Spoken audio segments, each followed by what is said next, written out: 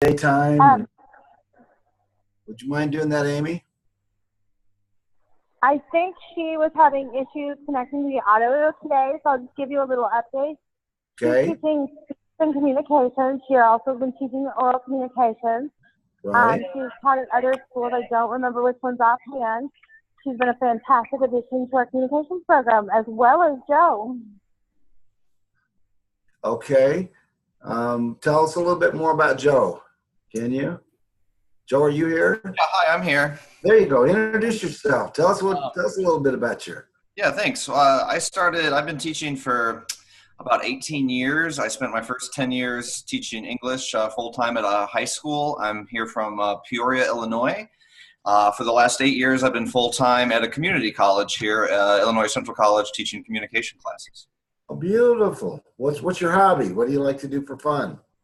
Oh gosh, I love to read. I love to write. I'm kind of a nerd junkie. I write a teen fiction series. I like martial arts and any big TV, Netflix junkie, I guess. Awesome. Well, good deal. Thanks. Well, we're happy to have you on the team, and you can see we got a lot of folks here today, so appreciate that. Tracy, are you there? I am here. How are you? Good. Would you do the honors and introduce the AR award winner? The AR award winner for this term is someone from Allied Health who has gone above and beyond to make sure our students are engaged in class, and she consistently reviews courses and makes sure that our materials are up to date. I am happy to announce that the award goes to Ann Stitch. And Carson, sharing his screen. There it is. And way to go.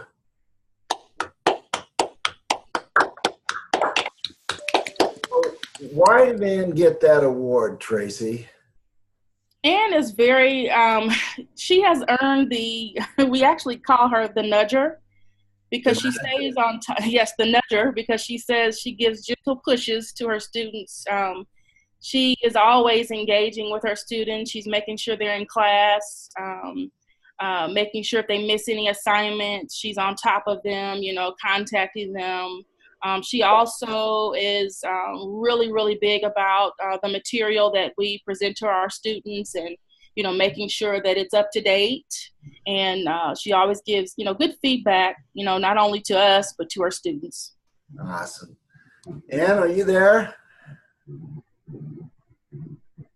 She might not be on there today. It might not be at the meeting today. Well, it's getting really hard to give this award out. The reason is all of you are doing such great work.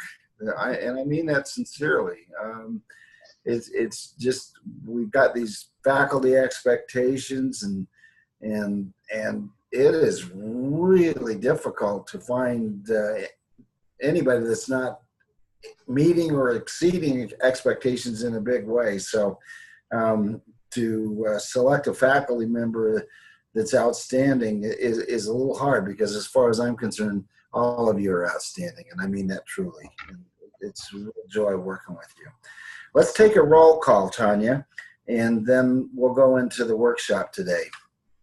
So Tanya, if you'll do that. Sure. If I call your name and you are here, just let me know if you would. Ann obviously isn't here yet. Cassandra McDade.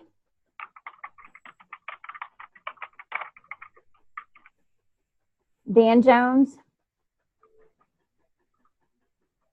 Daryl Culpepper. Hi. Hi, who's this? Hi, this is Janira Sanchez. Oh, hi. Okay, Daryl Culpepper. Dave DeFabio, are you here yet? I am fine. Okay. Thank you. Jerry Gordon isn't going to be here. Glenda Lloyd.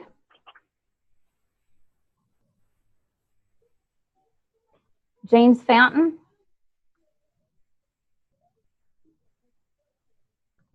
Christy Wesmont.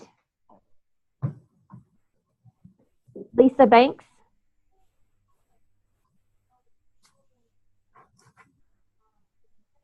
Sabrina Delonzo. I'm here. Thank you. Sandy McDonald. I'm here. Okay, that's good. Thank you. You got him, Tanya? Hey, this is I did. I'm sorry. Tanya. This is Mark. I had to log out and then call in. So I'm actually calling in. Something is going on with the Wi-Fi in my area. Okay, I have you here is shown as here. Thank you. Hey, Awesome. Thank you so very much. I don't know if it matters, but Don Jones didn't teach this term. Okay, thank you. All right, thanks, Jared, for that. Well, this is National Teacher Appreciation Week, and to be a teacher, there's nothing greater than that, especially when you see students graduate and when they end up getting a job that they wouldn't have gotten otherwise. And you know, I can remember a time when I led a school. It was a career school, and one day I got a knock on the office door, and the lady walked in and she said, thank you for building my house. And I thought, well, I didn't build your house. She says, no, you don't understand. 5 years ago when I started in your program, my husband had left me and I had 2 children and I had nothing. And today, in fact, this was a paralegal graduate there, Peggy. I think you'll find this interesting. She said, today, I graduated as a paralegal and I started my own business where I do paralegal services for attorneys, and my business is doing really well. Not only did I get the degree from you, went on and got a bachelor's degree, and it's because of the education that you folks gave me, that your folks gave me, that caused it so I could build my house and have a place for my kids and make a living, and I'm forever grateful. That really struck me. It's one of the reasons I love working with career college students, particularly first-generation students, because they're the ones that need the help, and they're the ones that really appreciate the opportunity. I know some of them, some of the time that's not true, but almost to a person, they come because they believe that the education and the training that you're giving the students will help them to have a better position in life, to get a job promotion, to even get a job, to enter a profession. I'm reminded of another person that I know that graduated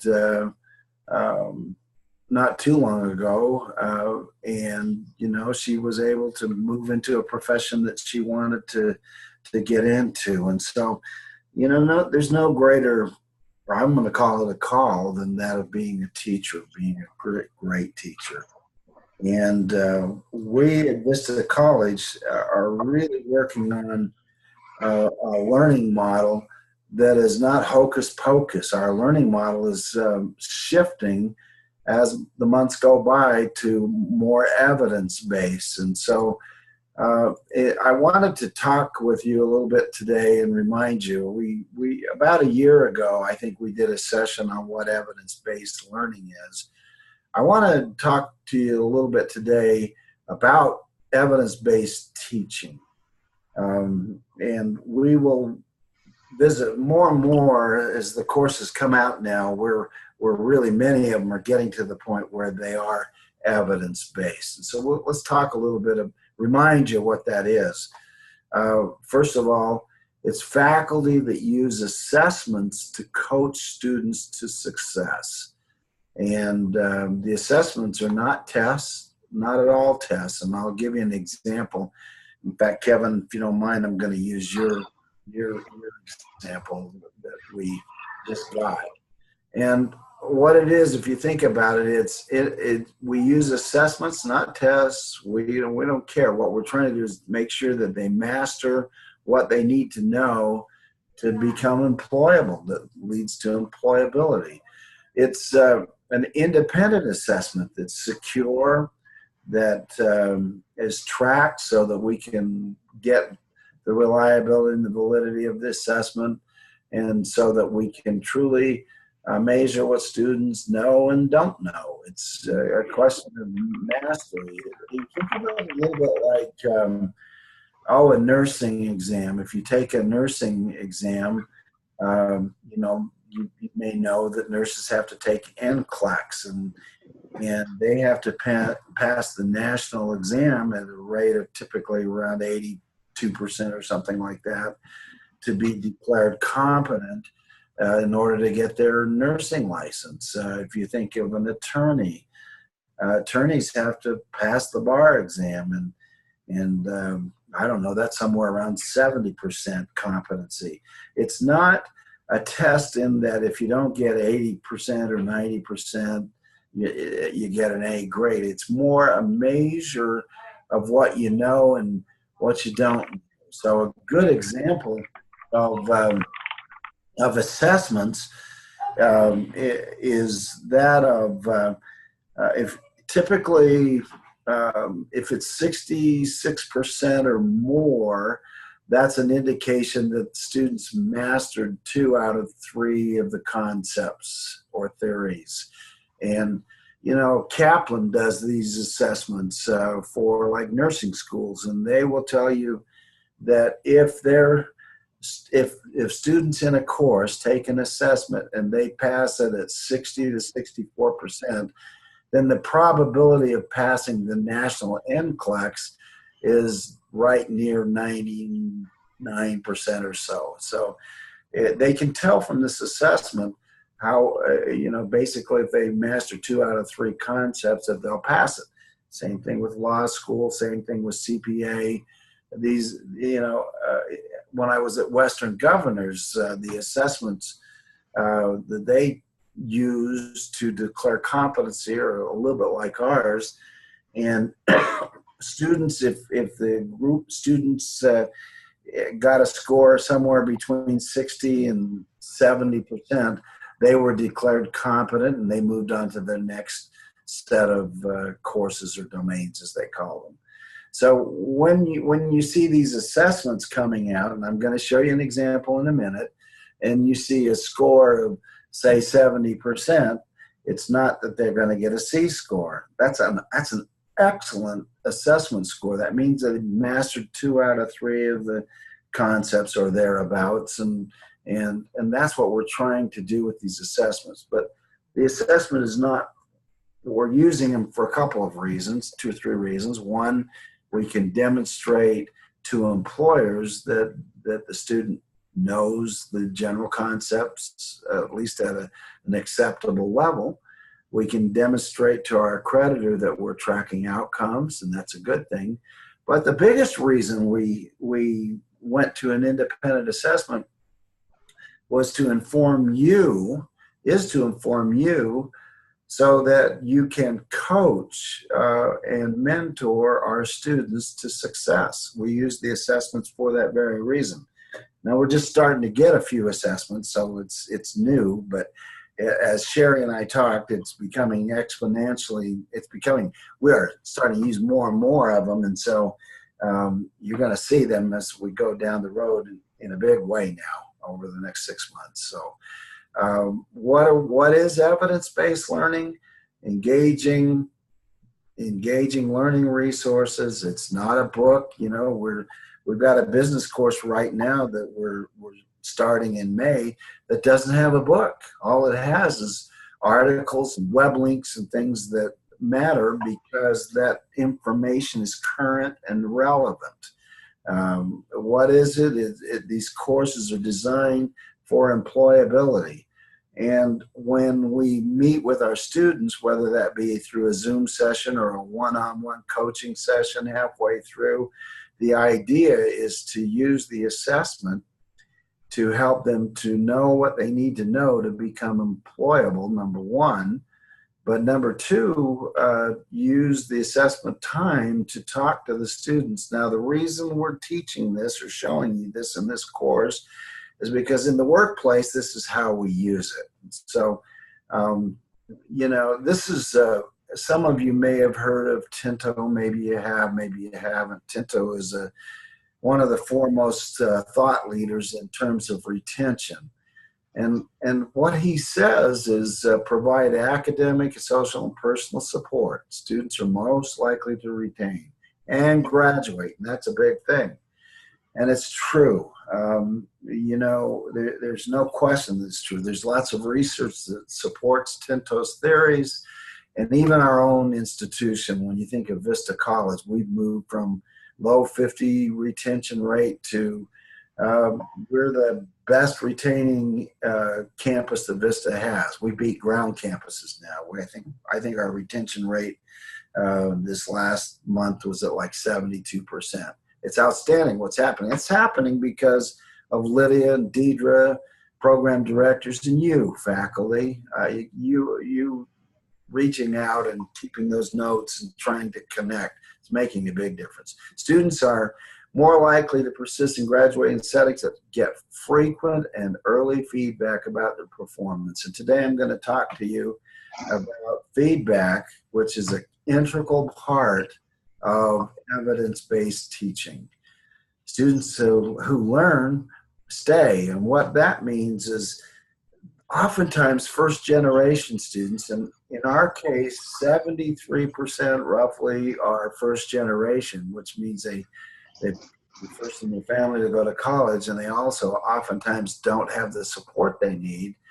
But they may not know why they're taking a particular course, and so when we can demonstrate to the student that they're learning, hence the assessment, and use it for coaching, and when we link it, why we're learning what we're learning to, because you're going to need to know it in the workplace, they'll stay and they'll graduate. And again, the big one, frequency and quality of contact with the faculty, staff, and other students is important predictor of student persistence. But that's a big one. It's the faculty that really matter. This is a celebration week for instructors, and I'm telling you that good instructors make all the difference. Well, what do we need to do with our first generation students? They need support. They just do. And what we're trying to do, our strategy, and the reason we're going up in terms of retention is because we are starting to do a darn good job of building confidence in self and confidence in contact. So the independent assessment is to help to build confidence in content, what they're learning.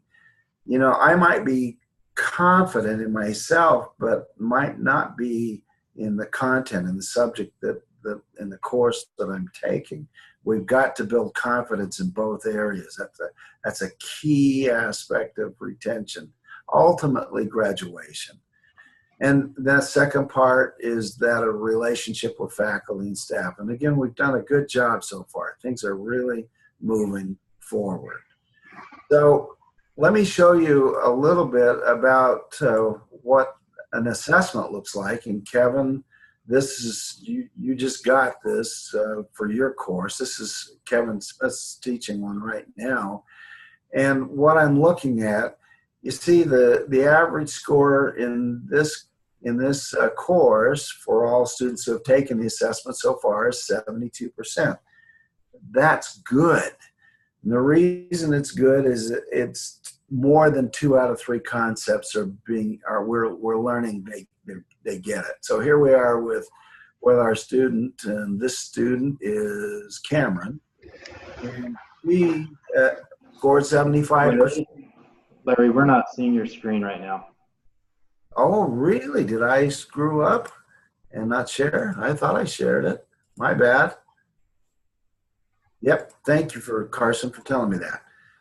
So here's that 72%, the average score, and here's the student score.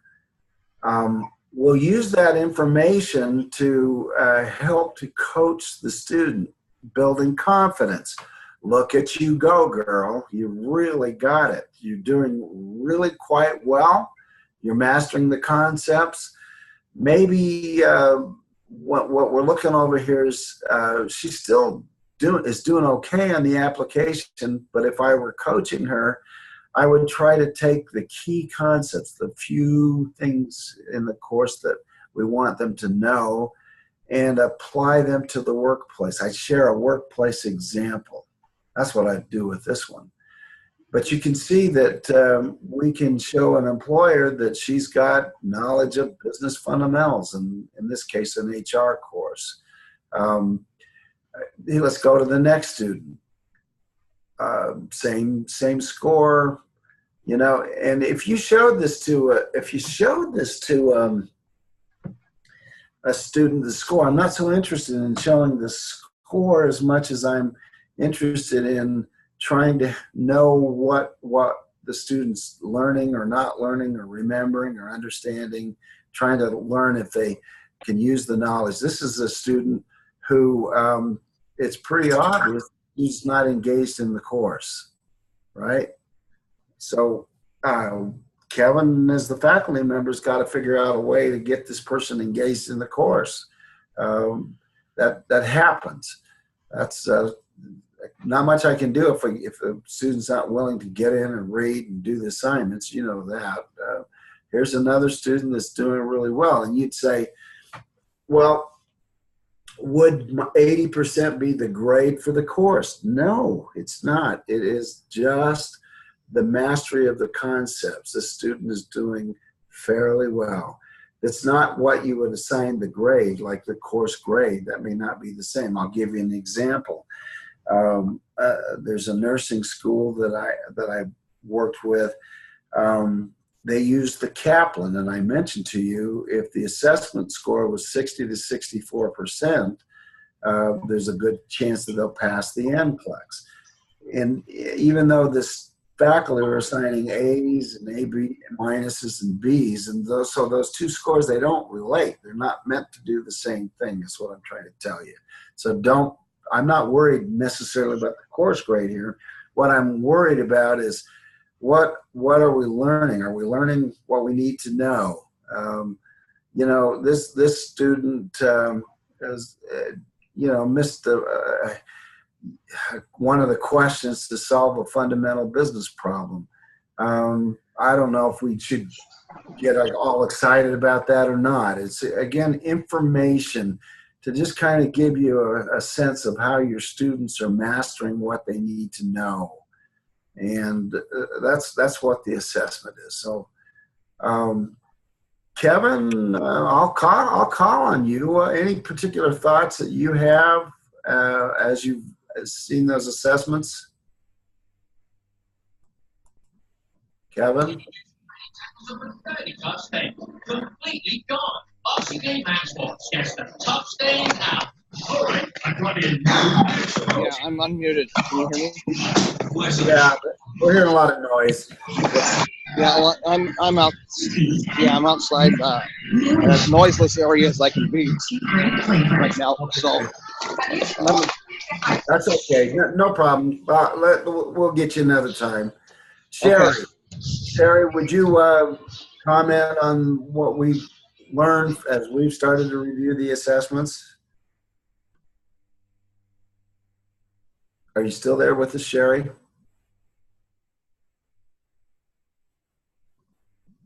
Well, how about Becky? Becky? Becky, are you there? I'm here.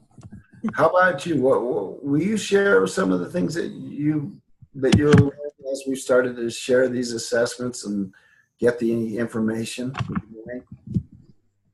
Yeah, I think some of it is, like you said, looking to see what concepts students are learning.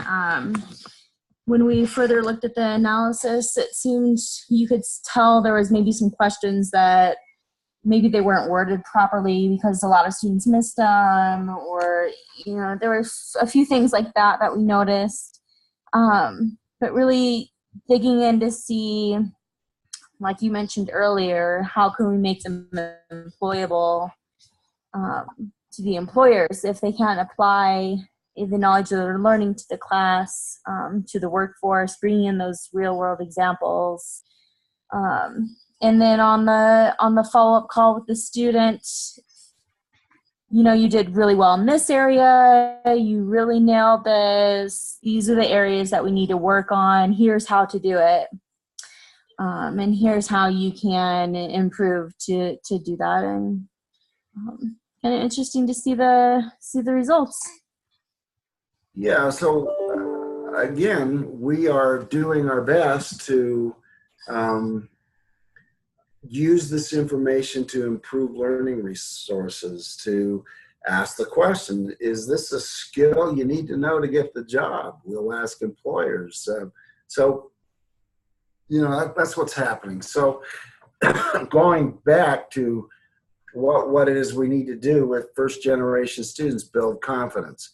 We use the assessment to coach and build confidence. And that's all we do with it. It's not a grade. It's not a test. It's not scary.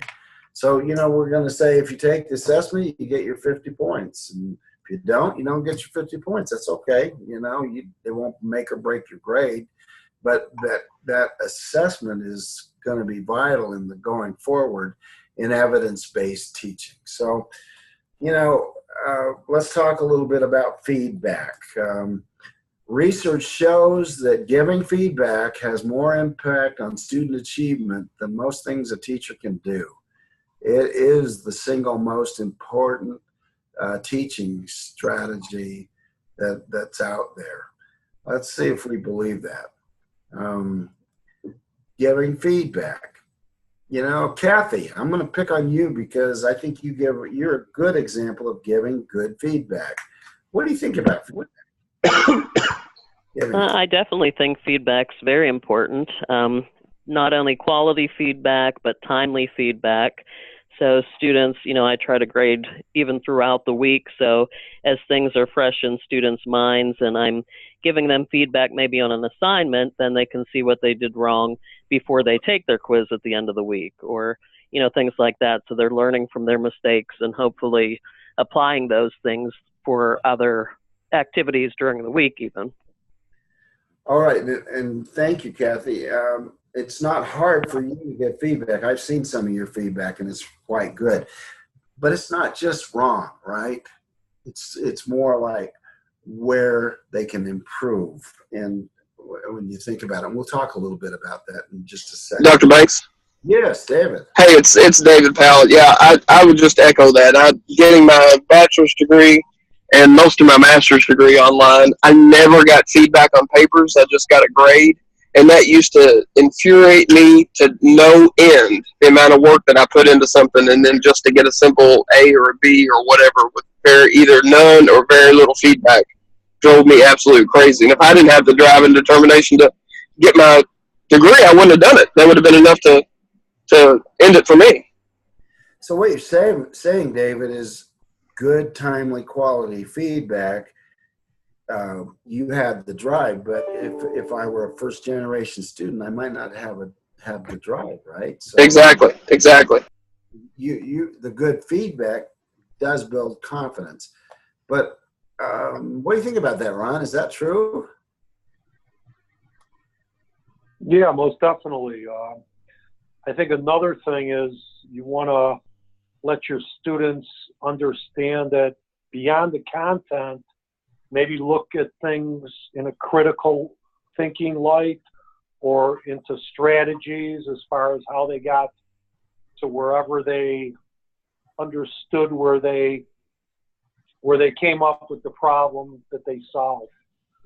The other thing is, instead of maybe telling your students how to do something, maybe actually showing them. And I know it's a little hard online to do, but there's ways of doing that, because if you just let somebody know what they need to do, I think it's a lot easier for them if you actually show them how to do it, and then they get an idea of what you're talking about. Right.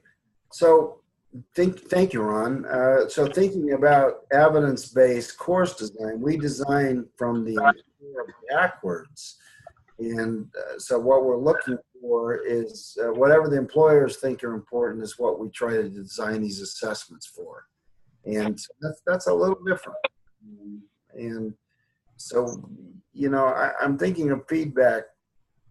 You know, these assessments, you need to learn how to use them to give feedback. But feedback's scary. Feedback is, I don't know, for years it was really hard for me to get feedback because I try to look at the glass half full instead of half empty, and it doesn't need to be. The time that I finally, it clicked with me, it's okay. There's a process for giving feedback, and we'll talk a little bit about that in just a second. But it took me a while to be okay with giving feedback, and because, you know, wrong, if I got the word like Kathy is wrong, I felt bad. And I don't want to feel stupid, and I don't want to feel dumb, and I don't, you know, first generation students typically have been beaten up. And so if you just point out what's wrong, that's not a confidence building process, right? So you want to think about that a little bit. And so let's go to the next step. It is the most important teaching strategy that's out there, as a couple of you mentioned. It really is. Teachers claim they give feedback. I see feedback with our group. The truth is, students really get little effective feedback in higher education. Occasionally you'll get teachers who really do it well, but if you really talk, you just heard a graduate from school, man, if I'd had feedback, it made all the difference in the world, right? The truth is, students oftentimes get a great and maybe good job or something, but you know, we don't get effective feedback. That's because a lot of us don't know how to do it. What do we mean by feedback? Well, Carson, I'm doing a check. You can see my screen, right? Yeah, we can see it. Okay. Information that helps the student to improve is what it is. Not information of what you've done wrong. Information that helps the student to improve. Hence the assessments that we're in the process of developing. How did you do? Mastery of concepts. Plus, how could they do better? What can you do to improve? So I like to use this process of, you did well here, and wow, you impressed the bejeebies out of me on that concept. To improve, you might consider paying attention to that. You see that little rhyme and rhythm and process, that's confidence building. And so, you know, what we do is we want to give information that helps them to improve, not information that helps them to do wrong. Like if we're grading on commas and periods, is that really good feedback? I don't think so. You know, if lots of feedback is you had a run-on sentence or something, you know, that's not. Yeah, you can say it. You can say it, improving their communication skill. That's important. I get it. But you want to think about that and how you say it. Praise is not feedback. Good job, Sam. You got a B+. That's not feedback, right? There are four fundamentals of feedback. Timeliness and quality. That was mentioned. One of you mentioned it earlier. Tinto says it. But timeless. Early enough that they can do something about it. So timeliness, not being late. I worked with a guy in a program when I was president of a school, and this guy was a brilliant professor. He really was, but he would not give feedback to the student. Take him the end of the semester, he cough up the feedback. That's a problem. You know, you can't do that. You've got to give them feedback early so they can improve. Be selective, and this is the most important thing. If Sherry were on the phone, we just had a discussion. What is it small number of important points. What is it that you want them to walk out the door and know for that week's module? Don't dump on them. Just make sure the feedback centers around important points for the week's modules, the learning objective, the important points. Be constructive. The aim is to help the student improve. The aim is to build confidence in content. Make sense? And be willing to talk to them about it. I'll stop there for a second. Questions? Any questions so far? Comments, suggestions, ads? Dan, I can tell you've got something on your mind. What would you Yeah. Oh, go ahead. Dan Ferentz and then Dan Wessler. Dan Ferentz, go ahead. Yeah, I wanted to say there's also in giving feedback, one thing I try to do is in being constructive, what can we do to help them too? It's not always saying, here's what you can do, here's what you can do, here's what you can do. Jump in and try to say, here's how I think I might be able to help you a little bit there. And if you can find those kind of things to say, it goes a lot easier and more helpful to them as well. Beautiful. Yeah, I love that. I like the end. As long as I'm here to help you or whatever. Yeah, I like that. Dan Wessler? I like to, I was involved in Toastmasters public speaking group, and I liked their evaluation process. When a person would give a speech, you would start it off with praise and looking at real positive things.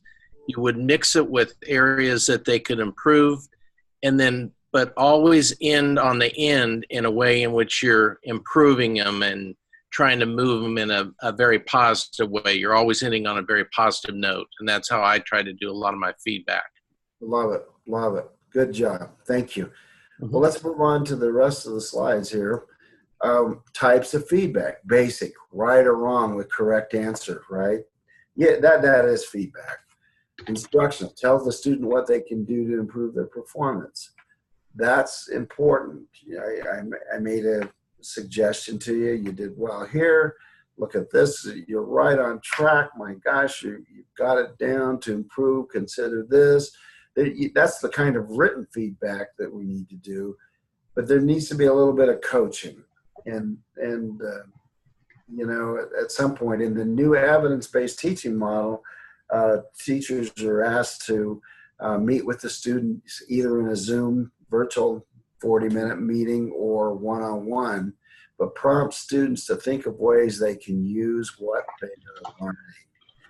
And that's the big thing with feedback. With first generation and with career college students, you got to continually remind them, by learning this will help you in the job here, right? You got to connect it to the job, to the workplace, and that's the coaching part. So think about that as you talk with students, as you present students in your discussion questions. The reason we're talking about this is kind of painful stuff, but the reality is you're probably going to have to stand and give a presentation to the boss at some point. So you might as well learn how to organize a presentation or whatever. I mean, just kind of link it. So that's something. Coaching feedback. It's a powerful approach. And again, coaching in our case is always coaching to build confidence in the content, but to also link the concept to the workplace, because for first generation students, hard enough as it is, and they're not getting the support, but if they're constantly reminded of how it's going to help them in the future, there you go. That's what will help us, and that's what will help us to continue our good trend of improving graduation rates. Teachers hardly use coaching. They typically do the other one, the instructional. Many of them do this basic one, but instructional, all of you pretty much are doing this. This coaching one's where we're headed, guys. So connect with your students. It is what your students think about your feedback that counts. Now you had, who was it that said I didn't get any feedback in my online courses? Who was that? That was a good comment. You know, that's what they think. They think they didn't get any feedback, or the feedback that I got just complained about my writing, not about my, do I know the stuff? I don't know. You get the idea. It's important to deal with the emotional side of feedback, and it's emotional. It's just emotional. You know, it really is. And so it's important that we deal with that. So the do's and don'ts: be clear about expectation and performance goals. Be clear about that. You know, whether you're using the rubric or in the assignment, be clear about that. Focus on your feedback. Focus your feedback on what each student did and achieved. Okay, what each student did and achieved. Only comment on a few things. That's the biggie, but make them the right things that they really need to know. Give students insight as to how they can improve. You did well here, you did there. To improve, take a look at this or consider that. Give feedback while they still have time to improve. That's important. Learn from your students' reactions as they react. One of the reactions that happens with feedback or no feedback, believe it or not, is they'll drop out. They'll drop out of your course. You won't see them engaging. There's actual research that shows that students have a physical reaction, and some students will stick it out and keep going, but others, particularly first generations, they just say, what's the use? I'm out of here. And then you don't see them. They don't engage with you anymore, and they don't engage in the course. So, you know, watch that reaction. It's kind of crazy. Our goal at Vista is for you to give prompt quality feedback to first generation students. That's it, you know, and we're doing a much better job of that today than we used to, but that is our goal. And so some good things are happening. What I wanted to present today was get you again thinking about evidence-based learning, evidence-based teaching. Evidence-based learning model is based on this pyramid of what the employers think students need to be employed, what you think, what faculty experiences, and also what current research in the field, in the industry, is saying. Those three things come together to form our objectives, course objectives, and then we assess for that. And we plan to share with employers the results, and we plan to continue to revise the assessments to where they really are a good indication that students should have mastered what they need to know to get a job. And that's what we're doing with this evidence-based model. So now you come into play, evidence-based teaching. The biggest part that you can do is to learn how to be a coach and how to give effective, quality, timely feedback, along with building confidence in self and in content. So that's the workshop today. Any questions, comments?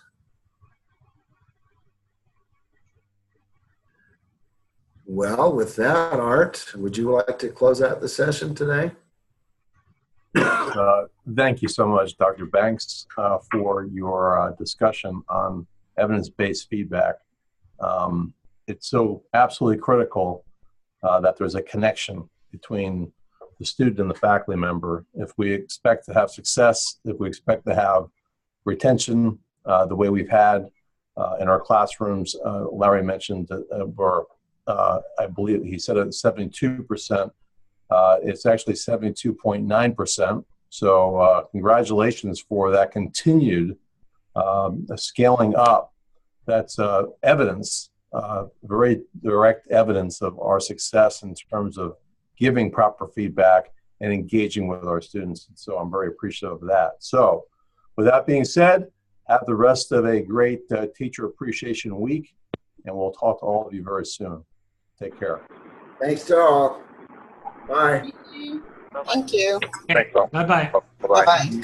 See ya.